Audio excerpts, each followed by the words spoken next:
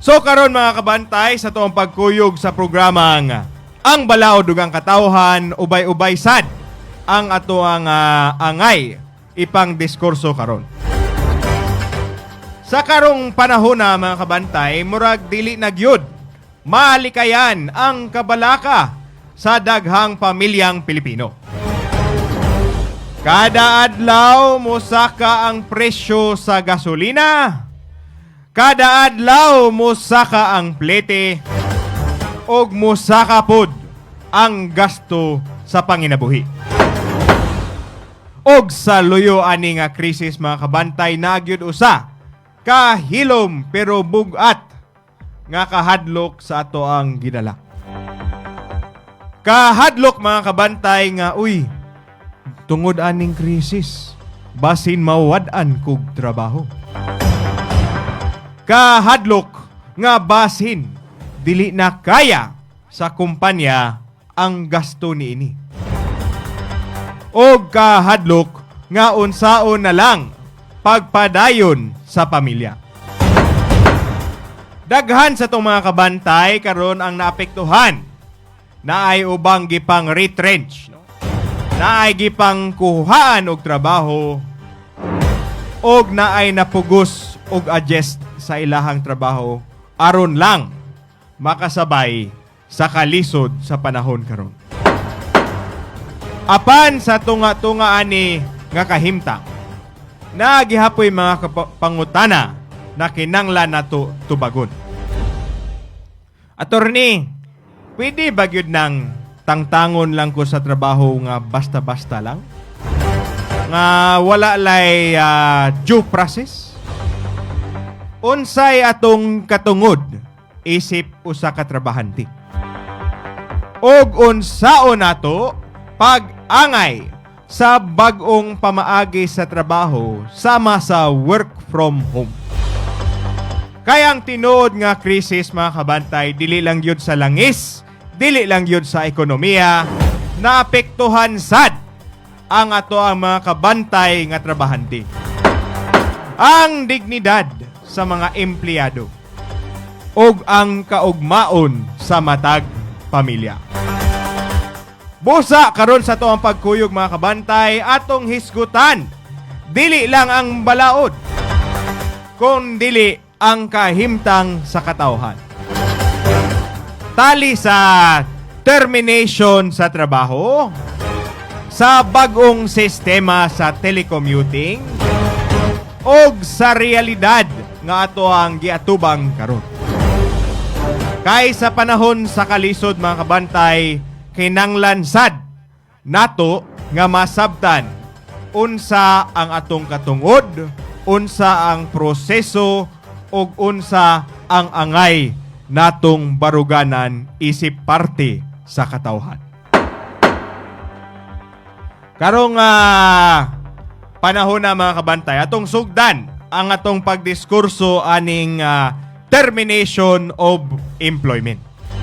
Kaning mga trabahante nga kumbaga na may ligro sa ilahang trabaho agi siguro sa nagpabadlong siguro or agi sa aning sitwasyon sa ato ang kalibutan karon.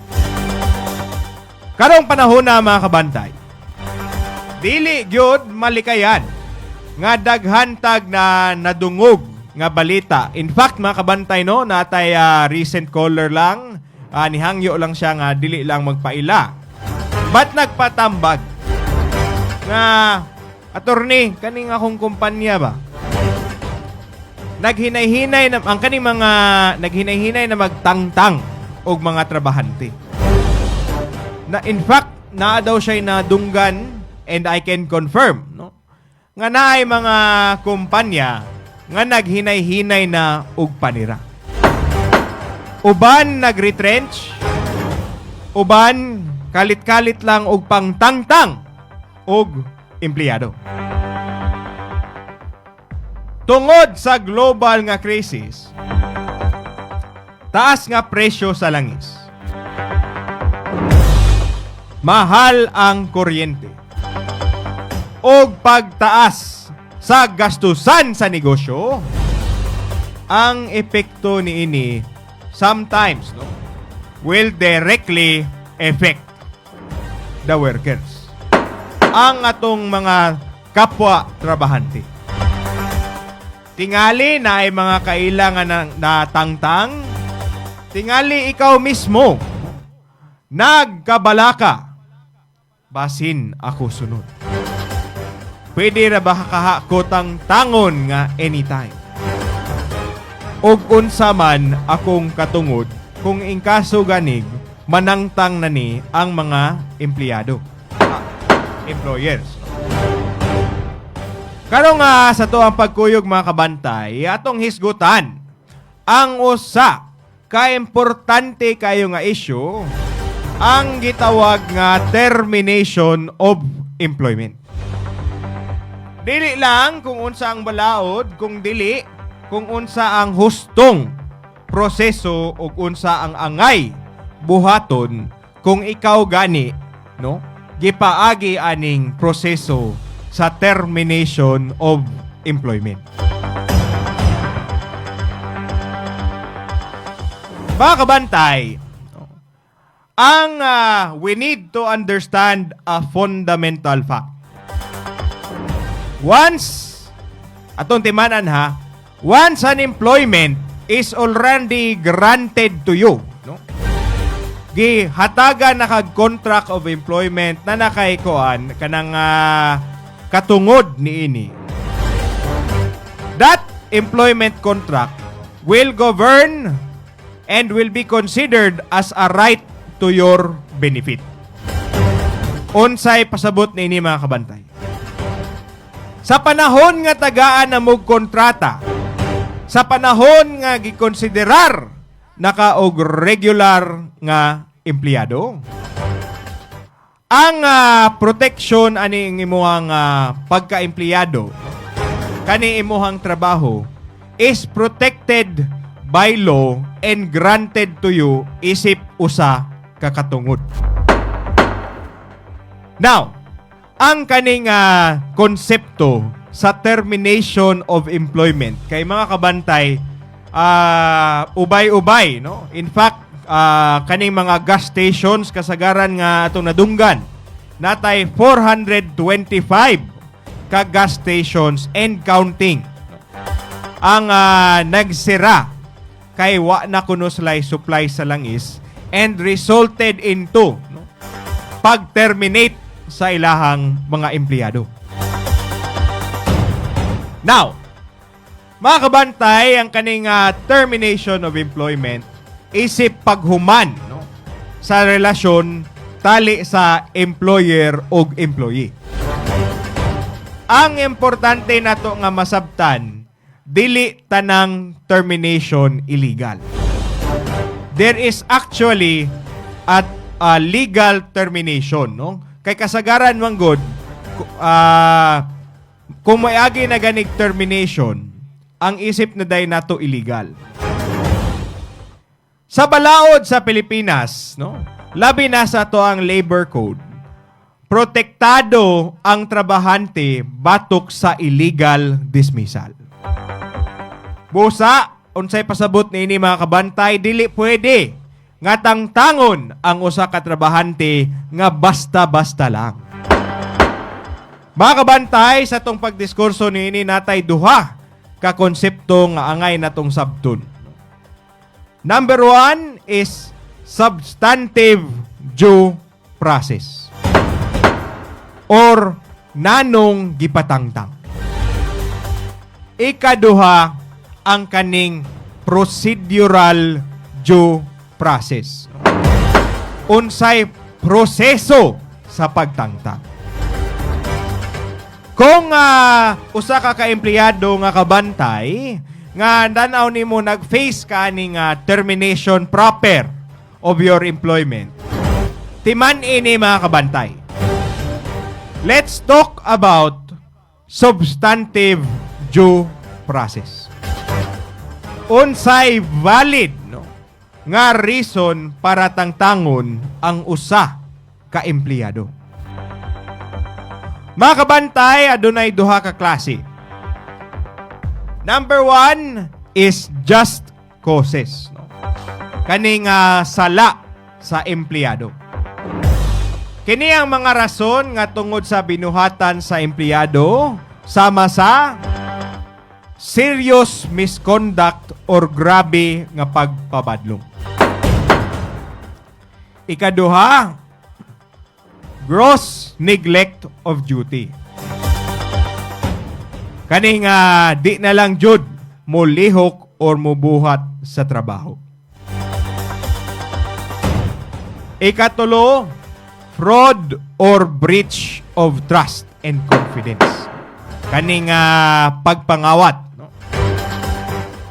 Nasa tay commission of a crime against the employer or his or her immediate family.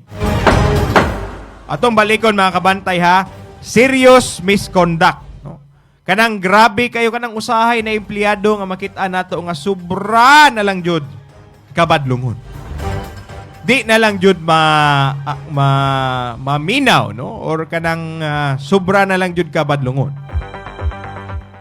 Ikaduha, kaning gross neglect of duty. Kaning gross neglect of duty mga kabantay, ato ni siyang i-separate ha. Kay naman gud ko'y kaso nga nadunggan ini. Natay neglect of duty agi sa kadaghan sa trabaho unon.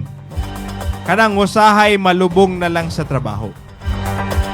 But when we say gross neglect of duty, kana na lang jud sa punto nga di na lang jud mo lihok sa trabaho. Usab atong klarohon mga kabantay ha, na siguro'y matawag nga neglect of duty tungod sa kadaghan sa trabaho unon. No? Usay di makitaan ba? Ang angay ni mga kabantay ipaagi lang sa HR. Pero kung moingon tag just causes mga kabantay, kaning gross neglect of duty to the point nga di na lang mulihok. Ikatulo, kaning fraud or breach of trust. Kaning fraud or breach of trust mga kabantay, usahay ka nang namagod na yung mga posisyon no? Where there is this concept called position reposed no? With imposed with trust and confidence. Kasagaran ani mga kabantay kaning mga cashier. Kung ang cashier kanang dili mo sakto og ihap sa kwarta, ang mahitabo mga kabantay, pwede na day na siyang i-terminate isip just causes. Og ang ikaapat, medyo obvious na jud, commission of a crime against the employer or his family or even the supervisor. Kung nakasala ang empleyado, pwede gyud siya tangtangon. Kung nakasala sad ang angay sad siguro natong i-discuss mga kabantay. Kaning gitawag nato nga employees code. Naman tay mga employees code sa different nga mga kumpanya.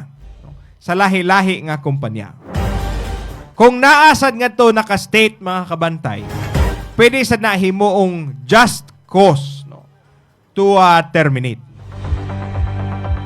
Pero mga kabantay atong hinumduman, no, kailangan gihapon ang saktong ug hustong proseso niini. Now, mao na ni siya mga kabantay ang ikaduha, no, ang authorized causes. Ang causes nga dili sala sa empleyado. Kung ang sitwasyon nga dili tungod sa sala sa empleyado sama sa kanino agi sa problema sa to ang oil karon kaning retrenchment o pagminos sa empleyado tungod sa kalisod sa negosyo. Nasay closure of businesses, installation of labor-saving devices, and redundancy. Ato ning i-dissect mga kabantay. Kaning retrenchment, no? If the business is not yet closing, But because sa kalisod, no, sa kadaghan sa expenses, nag-minimize sila sa workforce. Morning gitawag nga retrenchment. Pwede legal na sad ni nga basihan, mga kabantay. Ikaduha, kaning closure of business. Kaning natural, mga kabantay. Sama atong example, 425 ka mga local nga gas stations ang nanirado. Ang sad ang employer, magpadayon sa employment, nga nanirado naman ang negosyo. No? This is the consideration aning closure of businesses. Ikatulo, installation of labor-saving devices. Ang kaning installation of labor-saving devices, mga kabantay, sama sa kanang manufacturing plant. No? Sa usa ka manufacturing plant, di manual ang proseso. No? Magkuha, magtabon, mag-wrap, mag-packaging, and whatnot. Human, ang kumpanya nipalit og labor-saving device agi sa that resulted into ang makina na lang ang nitrabaho sa napo katao. In that case, mga kabantay, that is considered a legal nga legal nga cause, no? Authorized cause. Kani, mga kabantay, ang kasagaran ikaupat, ang kaning kasagaran na ay issue. Kaning gitawag nga redundancy. Mga kabantay, labi na sa panahon karon nga nagkagrabe ang kaning AI or ang kaning gitawag nga artificial intelligence. Kasagaran sa mga trabaho, giadto na lang sa AI. In fact, kasagaran sa mga usually ang kanang mo proofread, take check, or take conceptualize, no? Ipaagi na lang sa AI. In that sense, daghan sa ato ang mga kapwa nga kabantay, nga trabahante usab, ang maingon nga redundant, no? Sayano nga pagsulti, mga kabantay, ang kaning redundant mahug nga wala nay gamit. Not useful anymore in the course of business. And di sa taangay siguro ma-hurt ani, mga kabantay, kay but hunaw-naon, nag-evolve man sad ang landscape. But then again, kung kita gani ang naa sa end sa termination, we have to know the next steps. Mo ni siya ang gitawag nga procedural due process. Unsay proseso sa pagtangtang, unsay sakto nga proseso sa pagtangtang sa usa ka empleyado. Mga kabantay, ang first nato nga kani-gani mga just causes, mga kabantay. Katong first class, no. Kailangan og kaning twin notice rule. Kaning twin notice rule, mga kabantay, ingani ni ang proseso, no. Naay first notice. Kaning gitawag nga notice to explain. Ang employer mohatag og sulat nga nag-ingon unsay sala sa kaning empleyado og hatagan ang kaning empleyado og higayon nga motubag sa kaning aligasyon. Next is the hearing or opportunity to be heard. Hatagan ang empleyado og chance, no, na or opportunity para mo pasabot or mo sumite og ebidensya or mutubag sa aligasyon. Ang second notice, mga kabantay, mao ni siyang notice of decision. Dinhi ipahibalo nga kung tangtangon bagyod ka unsa may desisyon sa kaning board nga ga-assess sa imuhang ebidensya nga gisangat. Usab, mga kabantay, mao to siya ang mga just causes, no? Katong serious misconduct, kanang gross neglect of duty, fraud, or commission of a crime. Usab, twin notice rule. The first notice, notice to explain, coupled with an opportunity to be heard. The second notice, mga kabantay, morning notice of decision. Kung masipyat gani sila niini mga kabantay, mahug nagnaaya illegal dismissal kay walay observance of kaning procedural due process. Para sa authorized causes mga kabantay, kaning retrenchment, closure of businesses, installation of labor-saving devices and redundancy, kailangan og first a written notice to the employee, sa empleyado. Ikaduha, written notice towards the Department of Labor and Employment 30 days, no? 30 days before the intended termination. Og paghatag og separation pay. Mga kabantay, ang pangutana usab, unsa may mahitabo attorney kung walay due process. Kung wala gani ni gi-observe mga kabantay ang katong substantive, katong just and authorized cause, katong procedural, nga katong naay mga notices mga kabantay, mahog siyag illegal dismissal. Kung illegal dismissal gani mga kabantay, mabalik ka sa trabaho. No? Order for reinstatement. Pwede ka makadawat og back wages. Og uban pang benepisyo. Busa mga kabantay, angay jud natong, no? Angay ta makibaho sa atong proteksyon, isip mga empleyado kay karon, labi na sa panahon karon, daghan kuno ang gipang retrench or gipang declared as redundant because of artificial intelligence. Now mga kabantay, sa sunod na itong portion sa itong pagdiskurso, atong tukion. Ang kaning gitawag nga Telecommuting Act. Attorney, unsa man ang Telecommuting Act? Kaning Telecommuting Act, mao ni ang balaod, no? Nga nag-enforce aning work from home arrangements.